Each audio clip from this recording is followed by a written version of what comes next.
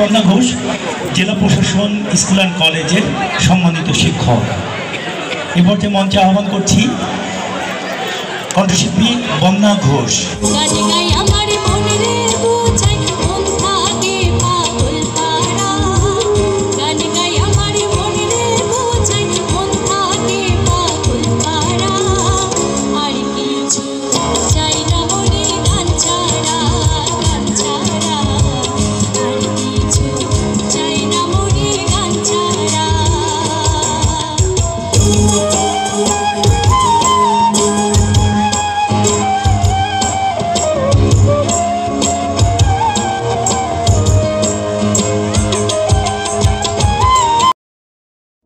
ইসলাম প্রিয় জনতাকে দাওয়াত দিয়ে যায়, কোরআনের মাহফিলে আসবেন সবাই।